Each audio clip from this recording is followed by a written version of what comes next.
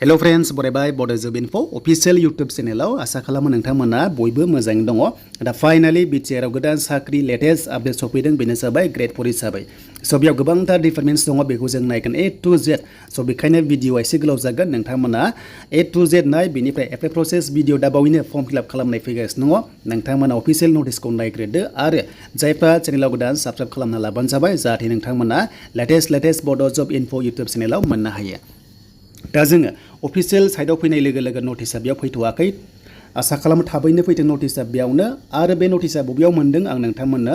डिटेल्सखौ होगासिनो दङ आरो एडमिटखौ नोंथांमोना बेयावनो डाउनलड खालामनानै लानो हागोन। स' बेयाव गासै टटेल पस्टआ बेसेबां दङ जों बेखौ नायगोन नन बिटिआर एप्लाइ खालामनो हागोन ना बेखौ नायगोन आरो डकुमेन्ट्सआ मा नांगौ जों गासैबो A to Z डिटेल्सखौ नायगोन बेखायनो भिडिअखौ नोंथांमोना धैर्य हमनानै नायबानो जाबाय जाहाथे गासैबो क्लियार जायो आरो मिस्टेक खालामनाङा नङाबा एडमिट नोंथांमोना मोननाय नङा। दा बे नटिसआ बबेनिफ्राय फैदों जों दानिया बेखौ नायनोसै। दा जायफ्रा चेनेलाव गोदानै फैदों साबस्क्राइब खालामना ला जेब्लायबो बिटिसि साख्रि आसामनि साख्रि सेन्ट्रेल साख्रि नोंथांमोना लेटेस्ट बर' रावजों मोनबाय थानो हागोन। दा बेनो जाबाय अफिशियेल नटिस आरो बे नटिसखौ बिथांमोना फेसबुक पेजआव होदों दा बेनिफ्राय लानाय जाबाय आरो थाबैनो अफिशियेल साइटआव आपल'ड जानाय लोगो लोगो नोंथांमोना चेनेलाव मोननो हागोन। दा बे पस्टआ गासै 193 दङ बेनि जाबाय Grade-4 हिसाबै बिटिआर आव नोंथांमोना पस्टिं जागोन। स' बेनिफ्राय स्केल फिया 2,000निफ्राय जागायनानै 52,000सिम थायो प्लास ग्रेड पे थायो 3,900 प्लास 4,200 बेबायदि जागोन। देन डिपार्टमेन्टआ गोबांथार दङ अके स' डिपार्टमेन्ट लानानै डिपार्टमेन्ट नोंथांमोननि पस्ट दङ आरो बिनि सायाव क्वालिफिकेसन दङ। दा जों फार्स्टआव डिपार्टमेन्टखौ नायोबा फार्स्ट नाम्बार 1 जाबाय WCD आव एबा वुमेन एन्ड चाइल्ड डेभेलपमेन्टनि आन्डाराव नोंथांमोना साख्रि मोनगोन। देन सेकेन्ड नाम्बार जाबाय सयल कनजारभेसनावबो पस्टार दङ एन्ड थार्डआव हेन्डलुम दङ नोंथांमोना मोनदों एन्ड नोंथांमोना फराव जाबाय लिगेल मेट्रलजि होनाय दङ बेयावबो मोनगोन आरो लोगोसे नाम्बार 5 हेल्थ दङ बेयावबो मोनगोन हेल्थ डिपार्टमेन्टआवबो एन्ड लेन्ड रेभिनिउ एबा सार्कोल अफिसाव नोंथांमोना मोनगोन। देन कपारेटिभ ससाइटि बेयावबो डिपार्टमेन्टआव नोंथांमोना मोनगोन एन्ड ट्राइबेल एफेयार्सआवबो दङ बेनिफ्राय फरेस्टआवबो दङ प्लास INPR डिपार्टमेन्ट बेयावबो दङ अके बे जाबाय गासैबो Grade-4। देन सेकेन्ड नाम्बाराव स्किल डेभेलपमेन्ट एबा एमप्लयमेन्ट बेनो जाबाय एमप्लयमेन्ट एक्सचेन्ज अफिसाव नोंथांमोना मोनगोन। स' पस्टआ गासैबो Grade-4 पियन दङ वार्ड बय दङ वार्ड गार्ल दङ बेनिफ्राय एटेन्डेन्ट दङ प्रसेस सार्भार दङ बेखौ नोंथांमोना जाहाथे नायनानै लायो एबा स्क्रिनशट खालामनानै लानो हायो। स' फार्स्टनि पस्टआव नोंथांमोना मोनदों बेनो जाबाय 191 भेकेन्सि दङ आरो बेयाव नोंथांमोननि फरायनाया मिनिमाम मिनिमाम नोंथांमोननि फरायनाया क्लास 10 पास जाथारनांगोन पार्सेन्ट नाङा आरो जेबो डिप्ल'मा नाङा 10 पास जानाय लोगो लोगो मिनिमाम हागोन 10 pass HS pass degree pass गासैबो नोंथांमोना बे पस्टआव हागोन नाथाय आन्डार मेट्रिकआ बे पस्टआव हानाय नङा। देन सेकेन्डआवबो दङ सकिदार दङ नाइट सकिदार दङ बिनिफ्राय जगालि दङ बेयाव नोंथांमोना मा क्लास 8 पासनिफ्रायनो बेयाव हागोन आप टु नोंथांमोना हाइ लेभेलसिम बेयाव हागोन खुनु लिरनाय गैया जे 10 पास HS पास हाया होननानै बेखायनो मिनिमाम क्लास 8 पास जानाय लोगो लोगोनो बे पस्टआव नोंथांमोना स्टार्टिंनिफ्राय एप्लाइखौ खालामनो हागोन। स' बिनिफ्राय एमप्लयमेन्ट एक्सचेन्जआव वर्कशप एटेन्डेन्ट दङ Grade-4 आव बेयाव मिनिमाम नोंथांमोना 10 पास खालामनांगोन नाथाय नोंथांमोना डिप्ल'मा थानांगोन बेनो जाबाय ट्रेड नोंथांमोना इन्जिनियारिंनिफ्राय खालामनाय जानांगोन सानैल' पस्टआ दङ। दा टटेल भेकेन्सिया गासै 193 नोंथांमोना मोननो हाबाय बेनो जाबाय Grade-4 हिसाबै बिटिआरनि गोदान साख्रि आरो मोनसे बाथ्रा बुंनो भेकेन्सिखौहाय बिथांमोना माने इनक्रिजबो खालामनो हागौ होननानै बिथांमोना लिरनाय दङ बेखायनो नेक्स्ट लेभेलाव जेब्ला गोदान अफिशियेल नटिस फैयो नोंथांमोना Bodo Job Info YouTube चेनेलाव मोननो हागोन। स' बिनिफ्राय बैसोआ 18 इयार्स जानाय लोगो लोगोनो हागोन एबा 18 बोसोर जानाय लोगो लोगो क्लास 8 पासनिफ्रायनो हागोन। स' बिनिफ्राय मेक्सिमाम जेनेरेलाव 38 इयार्स बाट जोंनि एसटिआ 43 इयार्ससिम बे पस्टआव नोंथांमोना इलिजिबल जागोन माने जोंहा 18निफ्राय 43 बोसोरनि गेजेराव दङबा नोंथांमोना इलिजिबल जागोन आरो डेटखौ हमदों January 1, 2024 लानानै बैसो नोंना गोरोबनांगोन अके।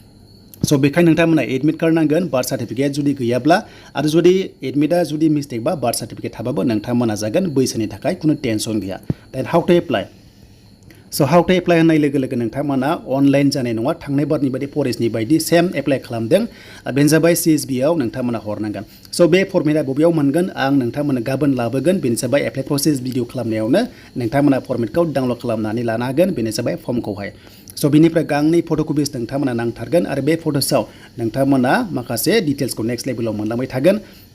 स' बिनिफ्राय नोंथांमोननि क्वालिफिकेसननि सार्टिफिकेट गासैखौबो नांगोन क्लास 10 पासनिफ्राय एबा 8 पासनिफ्राय जि दङ जिखौ हरै नोंथांमोना नांथारगोन। बिनिफ्राय स' बेनिफ्राय मोनसे बाथ्रा बुंदों BTC रेसिडेन्सियेल सार्टिफिकेट नांथारगोन नामा स' जायनोखि जेनेरेल केटेगरि बिथांमोना बेयाव नांथारगोन अके थ' बिथांमोना बिसनिसनिफ्राय लाबोनांगोन नङाबा मिउनिसिपालिटि बर्डनिफ्राय नांगोन बाट जोंनि ST AC OBC आ कास्ट सार्टिफिकेट थाबानो जागोन बेजोंनो सोलिगोन अके माने कास्ट सार्टिफिकेटआनो जोंहा नांगोन जोंहा माने बिसनिसि सार्टिफिकेट नांलायथारा जायफ्रा जेनेरेल केटेगरि बिथांमोनासो नांगोन स' बेखायनो नोंथांमोना एप्लिकेसन बोरै खालामनांगोन बेनो जाबाय अफलाइनसो खालामनांगोन एड्रेसखौ नोंथांमोना नायदो थांनाय बाराव फरेस्ट डिपार्टमेन्टआव जेरै खालामदों नोंथांमोना CSBआव हरनांगोन आरो बे एड्रेसा जाबाय member secretary central selection board BTC Kokrajhar station road दङ पिन नाम्बार दङ बेयाव नोंथांमोना खामाव लिरनानै जाहाथे बेखौ नोंथांमोना हरो स' बिनि लास्ट डेटआ 21 सेप्टेम्बर दायो एप्लाइआ सोलिगासिनो दङ नोंथांमोना 21 सेप्टेम्बरसिम एप्लाइ खालामनांगोन 5 PM सिम नोंथांमोना खालामनांगोन जास्ट 21 डेजल' टाइम मोनदों स' बेखायनो गासैबो फर्म फिलआप खालामनायखौ जाहाथे मोजां खालामो बिनि थाखायनो गाबोन भिडिअ फैगोन नोंथांमोना नायनो दाबाव स' बिनिफ्राय नोंथांमोना एनभेलप नांथारगोन स' एनभेलपआव नोंथांमोना गासैबो डकुमेन्ट्सखौ सोना हरनांगोन एबा खामावहाय सोना हरनांगोन बिनिफ्राय स्पिड पस्ट खालामोना नोंथांमोना मा खालामो टिकेट सिथाबनानै हरनांगोन प्लास बे एनभेलप सिङाव नोंथांमोना पस्टेल स्टाम्पनि टाइपानि सिथाबनानै मोनसे एनभेलप फिसा लेफाफा हरनांगोन होमबासो नोंनाव कल लेटार फैगोन नालाय स' बेखायनो नोंथांमोना बेखौ जाहाथे हरफायो सिङावबो सोनानै अके देन एप्लिकेसन फिस स' एप्लिकेसन फिसआ नोंथांमोना मा ट्रेजारि चालान दानांगोन जुदि बेखौ दानाबा नोंथांमोना मा खालामनांगोन IPO दाननांगोन थांनाय बाराव जि दानदोंमोन 100 जोंनि STआ दाननांगोन बाट जेनेरेला माने 150 बेयाव दाननांगोन अके स' नोंथांमोना मोनदों जोंनि STआ बेयाव 100 दाननांगोन बाट गुबुना बेयाव माने गुबुन कास्टआ गोबांथार दङ बाट बेखौ जों बुंला देन बेनिफ्राय एड्रेसा बेनो दा फेभार अफ नोंथांमोना मोनदों प्रिन्सिपाल सेक्रेटारि BTC बे जाबाय अफिसियेल एप्लाइ प्रसेस भिडिअआव नोंथांमोना मोननो हागोन दा बेनो बुजिबाय नोंथांमोना आरो जायफ्रा साख्रि मावगासिनो दंखाय नोंथांमोना NOC लानानै एप्लाइखौ खालामनो हागोन बेखौ बुंदों दा बेनिफ्राय नन BTR एप्लाइ खालामनो हागोन हाया स' नोंथांमोना नन BTR बेयाव एप्लाइ खालामनो हागोन हाया बेयाव माखासे डिटेल्सआ दंखाजोबो बेनो जाबाय नोंथांमोना जायनोखि अनलि BTR केन्डिडेट्स नोंथांमोनाल' बे पस्टआव इलिजिबल जागोन बाखि बेयाव हानाय नङा स' बेनो जाबाय नोंथांमोना